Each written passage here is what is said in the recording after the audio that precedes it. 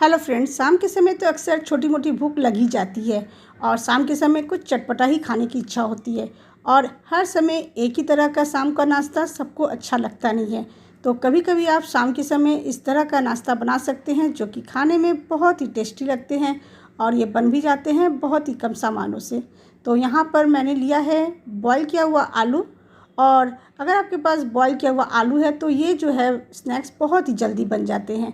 तो अगर आपको बनाना है तो आप पहले से ही आलू को बॉयल कर सकते हैं और आलू को बॉयल करने के बाद आपको उसे छील लेना है और उसके बाद आप छीलने के बाद मैश कर लीजिए।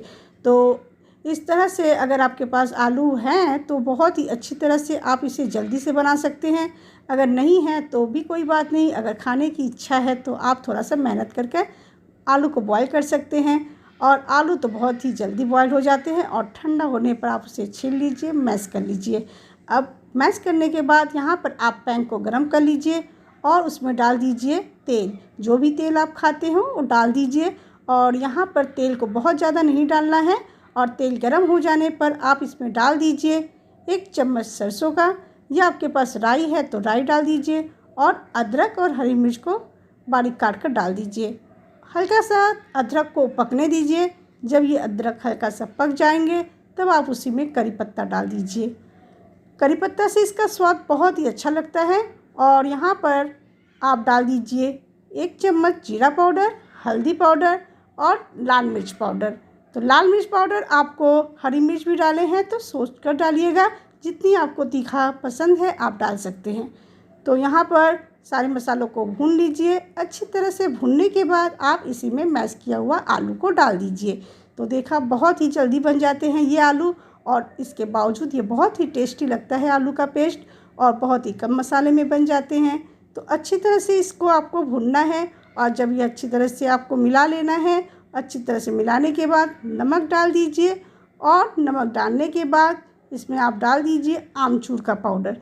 आमचूर का पाउडर नहीं होने पर आप नींबू का रस भी डाल सकते हैं। तो इस तरह से आपको अच्छी तरह से आलू को पेस्ट को हल्का सा भून लेना है। तो यहाँ पर मैंने मसाले बहुत ज़्यादा नहीं डाले हैं। अगर आप चाहें तो ऊपर से चाट मसाला पाउडर भी डाल सकते हैं और अच्छी तरह से इसे मिला दीजिए।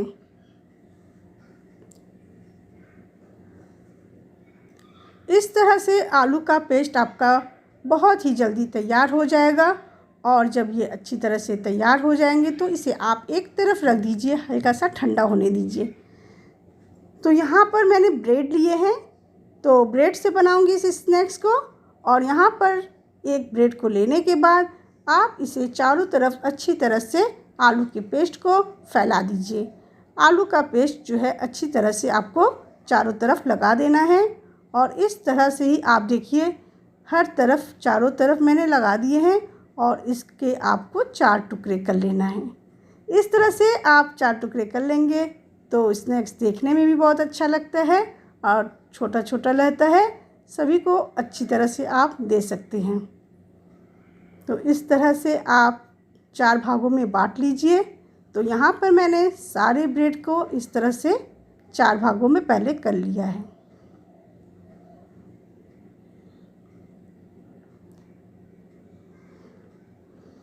तो इस तरह से अगर आप पहले से ही तैयारी कर ले तो आप इसे इस तरह से फ्रिज में भी रख सकते हैं, और जब बनाना हो तो इस तरह से आप पहले स्लरी बना लेंगे।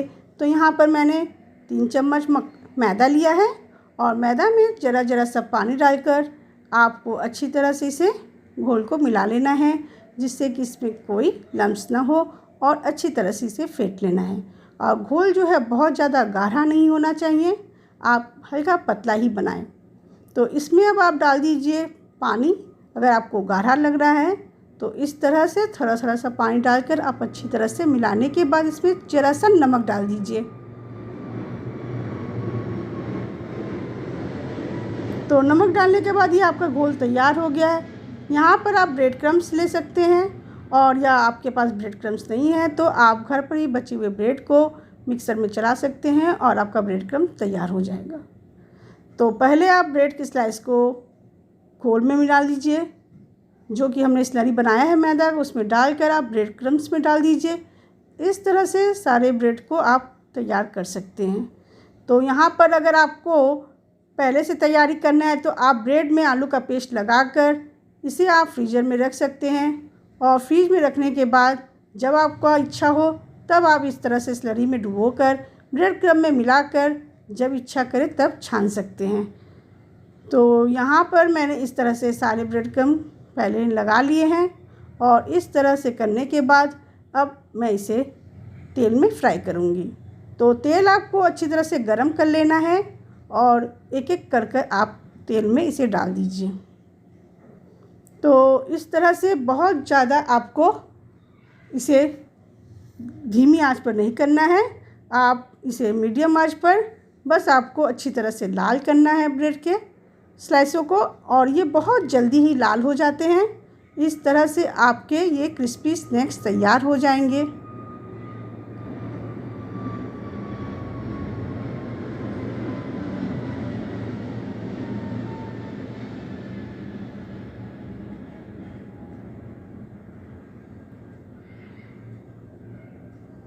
तो जब ये तैयार हो जाएंगे आप इसे सॉस के साथ खाएं, बहुत ही अच्छे लगते हैं खाने में।